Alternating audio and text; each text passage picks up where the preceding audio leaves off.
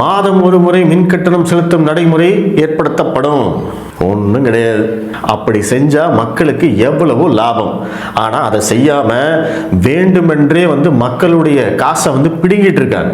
அதிமுக ஆட்சி காலத்துல மின் கட்டண உயர்வு அப்படின்னு சொல்லி போராட்டம் செஞ்ச இதே ஸ்டாலின் இவங்க ஆட்சிக்கு வந்ததுக்கு அப்புறமா கிட்டத்தட்ட இது வரைக்கும் 3 முறை மின் கட்டணத்தை ஏற்றி விட்டார்கள். கேட்டா என்ன சொல்றாங்க? உதய் திட்டத்துல கையெழுத்து போட்டதனால தாங்க மின் கட்டணத்தை ஏற்ற வேண்டி இருக்கு அப்படின்னு ஒரு பொய்யை சொல்றாங்க. உதய் மின் திட்டத்துல மின் கட்டணத்தை ஏற்ற வேண்டும் அப்படின்னு எந்த இடத்துலயுமே இல்லைன்னு அண்ணாமலை அவர்கள் ரொம்ப தெளிவா ஆதாரத்தோட சொன்னாரு. ஆனாலும் இவர்கள் இந்த மீடியாவை கைக்குள்ள வச்சுக்கிட்டு பொய்யை மட்டுமே சொல்லிக்கிட்டு இருக்காங்க. சரி, உதய் மின் திட்டத்தில் எதற்காக கையெழுத்து போட்டாங்க? ஏன்னா தமிழ்நாடு மின்சார வாரியம் எல்லாமே நஷ்டத்துல இருக்கு. 1.5 லட்சம் கோடி ரூபாய் கடன்ல இருக்கு. அப்பவே அந்த கடன்ல இருந்து நீ எப்படிப்பா மீளுவ? முதல்ல இதுக்கு ஏதாவது ஒரு வழி பண்ணுப்பா அப்படின்னு மத்திய அரசு ஒரு திட்டம் கொண்டு இதன் மூலமா இப்படி எல்லாம் இந்த கடனை குறைக்கணும், இதன் மூலமா நீங்க எல்லாம் வெளியில வரணும் அப்படின்னு சொல்லி கொடுத்தாங்க.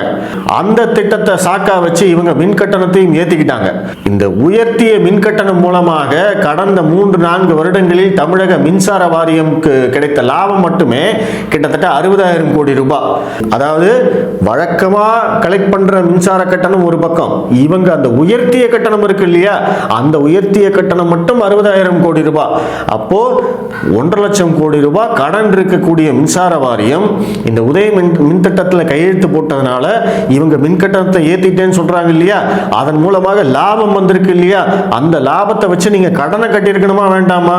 1.5 லட்சம் கோடியில் 60,000 கோடி நீங்க கட்டியிருந்தீங்க அப்படின்னா இன்னைக்கு 90,000 கோடி தானே கடன் இருக்கணும். ஆனா இப்பவும் 1.5 லட்சம் கோடிக்கு மேலதான் கடன் இருக்கு. அப்ப அந்த 60,000 கோடி என்ன ஆச்சு, எங்க போச்சு? யாருக்கும் தெரியாது. அந்த கேள்விக்கு பதில் சொல்லுங்கடான்னா உடனே உதய் மின் திட்டம் அதிமுக தான் கையெழுத்து போட்டது, அடிமை ஆட்சி இப்படின்னு போயிடுவாங்க. மீடியாவும் கேள்வி கேட்க மாட்டாங்க.